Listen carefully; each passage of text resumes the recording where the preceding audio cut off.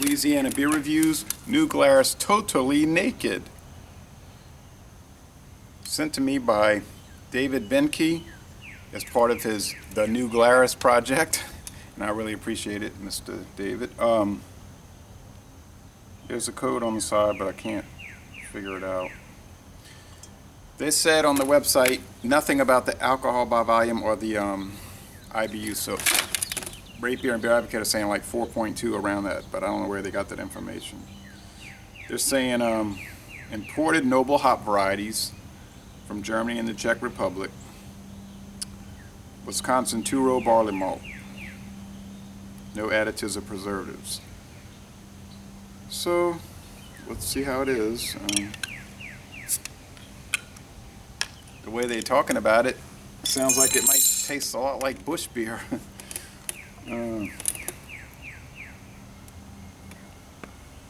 Let's see if I can get any of this. Yeah, it's all of a sudden gotten windy, so the smoke is wisping right away.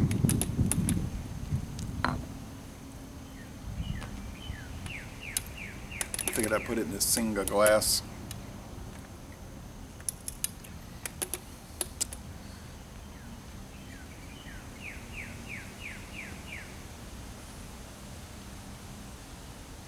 It's a thick white head, and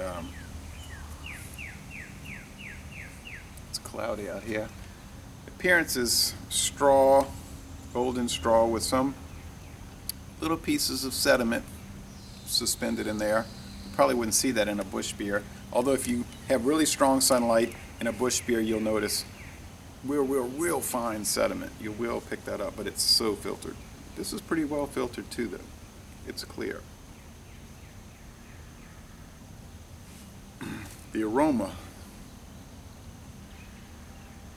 sort of pungent, sort of grain, maybe a little grain husk, sweet.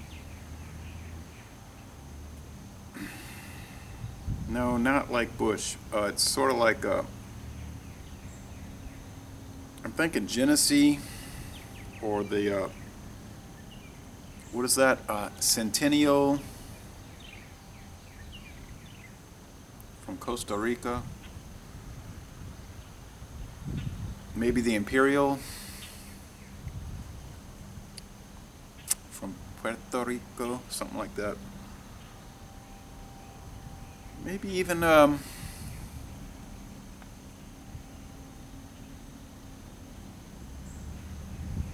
it's a really good aroma. Don't know if they have any corn adjunct. They might. Maybe Prestige Lager from Haiti. It's got something like that.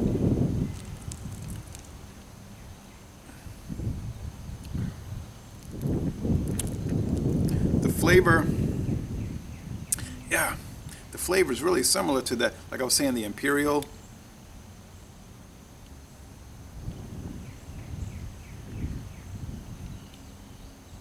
Sweet, grain, barley malt. Mild hop bitterness, but it's there for balancing.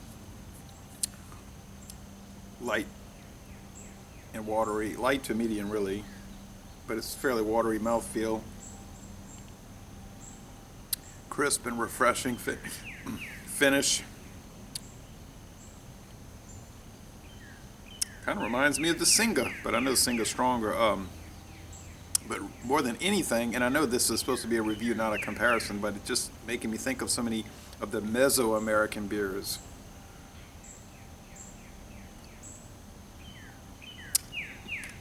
Well, it's nothing remarkable in the sense that, oh, this is fantastic and new and I've never had it.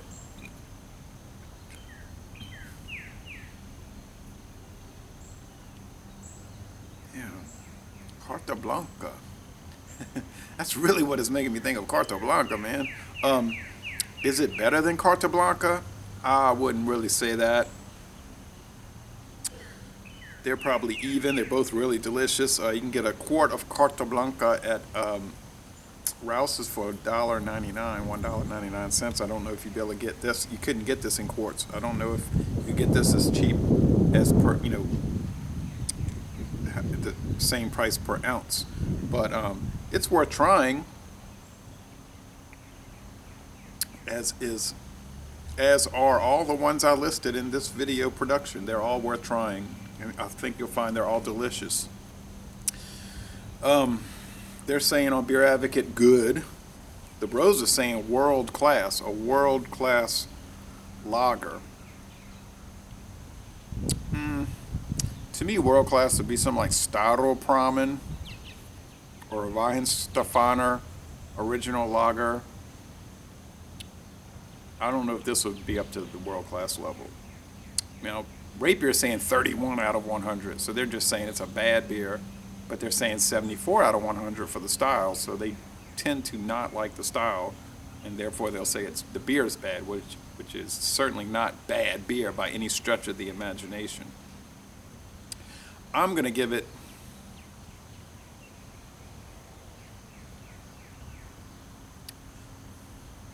I'm going to put it at an A-. It's excellent to an extent, but like I said, right up there with Tecate, which maybe Tecate could go into the A level, but your Carta Blanca, and I think I've scored a lot of these mass-produced lagers. This is not mass-produced, but at that A- level. So, hey, that's pretty good, because a lot of craft beer companies cannot do a lager right. They cannot. So, or they can't do it properly. So, but anyway, very nice. Les Bon Temps Relais, an excellent beer. And I'm going to end this review by saying, y'all come on down to New Orleans.